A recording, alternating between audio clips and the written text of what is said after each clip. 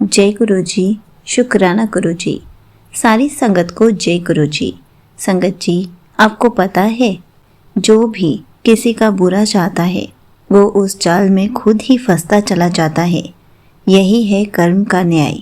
इसी पर एक आंटी जी का सत्संग सुनाती हूँ, जिसमें उन्होंने इस बात को बहुत अच्छे से एक्सप्लेन किया है। ये सत्संग पूरा ज़रूर सुनिएगा, आपको बहुत अच्छे आंसर्स मिलेंगे। तो चलिए आंटी जी का सत्संग सुनते हैं। संगत जी, मेरा नाम साक्षी है। मैं गुरु जी से 1 साल से जुड़ी हुई हूँ।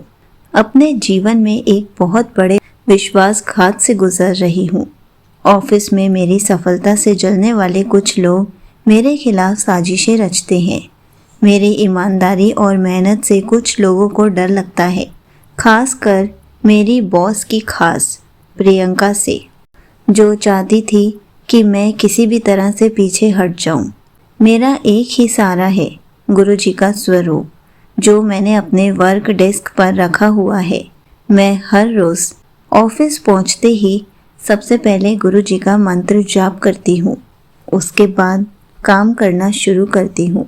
प्रियंका ने मेरे खिलाफ एक झूठा ईमेल तैयार कराया, जिसमें मुझे कंपनी की फाइल्स लीक करने का आरोप लगाया गया।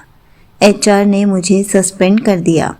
एक पल में उसने मेरी दुनिया हिला के रख दी, लेकिन मैं टूटने के बजाय गुरु जी के चरणों में रोती रही। गुरु जी, मैंने किसी का बुरा नहीं किया। आपने ही तो सिखाया है सच्चाई से चलना।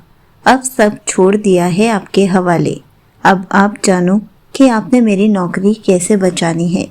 उसी रात जब मैं गुरु जी के स्वरूप के सामने सर रखकर सोई, तो सपने में गुरुजी आए और बोले, पुत्र, तू चिंता मत कर। तेरा बुरा चाहने वाला अपने ही जाल में खुद फंस जाएगा। बस तू सच्चे दिल से जुड़ी रहे।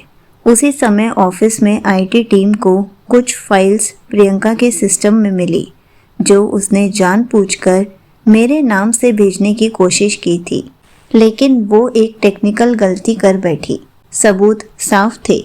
कुछ ही दिनों में मुझे क्लीन चिट मिल गई और प्रियंका को नौकरी से निकाल दिया गया।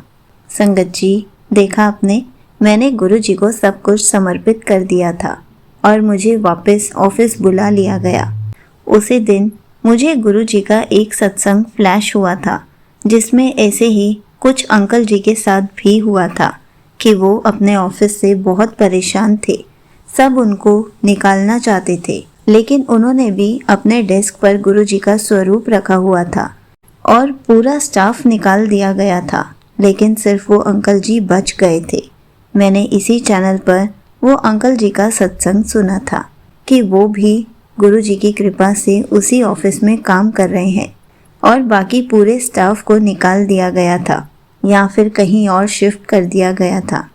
इसलिए मैंने भी गुरु जी को सब कुछ समर्पित कर दिया था, बिना किसी टेंशन के कि अगर मैं गलत हूँ तो मुझे निकलवा देना, अगर मैं सही हूँ, मैंने कुछ गलत नहीं किया है, तो आप सब कुछ मेरे हक में ही करना।